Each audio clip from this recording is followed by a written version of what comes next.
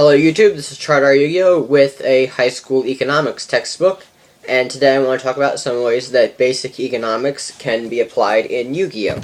I plan on doing multiple videos about this so I can get into some specifics, but today I'm going to discuss why some cards cost so much money. Now, it's a pretty boring topic and it's kind of been done to death, but it's the foundation of what I'm trying to talk about. And I get really tired of people complaining about card prices. Now, that's not a jab at anyone in particular, but cards are priced the way they are for a reason, and I'm going to try to explain it. Now, I'm not trying to claim to be an expert or anything, but I have gotten an A+ in every economics assignment this school year, which that's pretty cool. Anyway, why some cards are so expensive? It's actually really simple. Scarcity. Now, here I have a playset of Fiendish Chains. They run about $40 a piece right now, not as much as something like Tour Guide, but the same principle applies. I'm basically holding $110 to $120 in my hand right here. Now, scarcity is the most basic economic principle and applies to nearly everything we do, especially YuGiOh.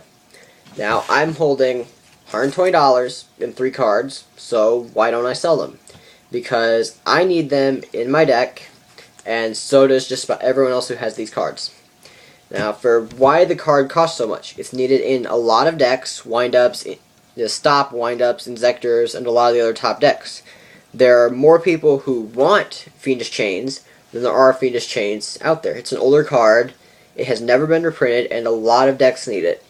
Now, that means there's a scarcity of the card, so only those who are willing to pay for it can get it. It's just basic supply and demand.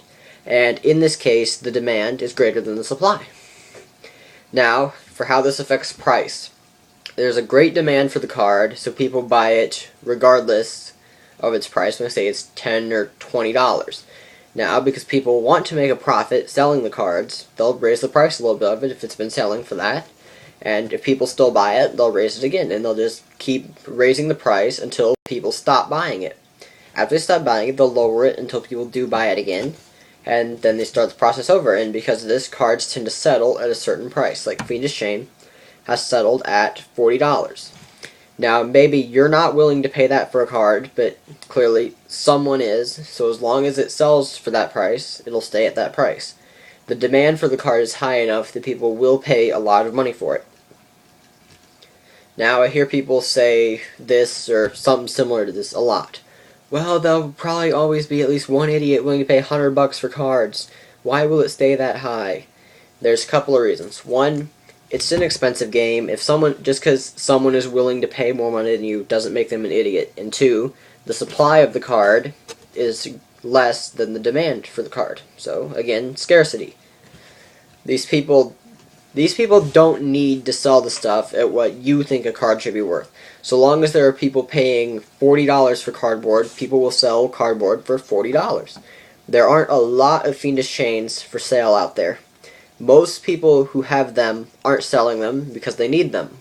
I won't sell mine, but the people who do sell them can charge high for them because they know they're one of the few or the only people out there selling Fiendish Chains.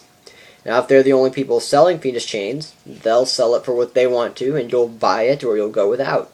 If you can't go without, then you pretty much have to pay what they're selling it for, which it sucks for some people, but that's just the way they are.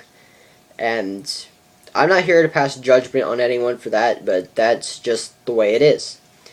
Now, this also brings up the issue of why Konami makes good cards high rarity to deliberately lessen the supply of them, which causes prices to go whee!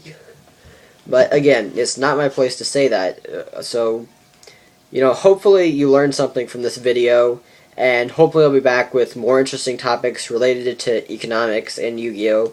And if you have something that you'd like to say that's related to the money side of YuGiOh or something like that, leave a comment, maybe I'll talk about it sometime, and until then, thanks for watching, and peace out, YouTube.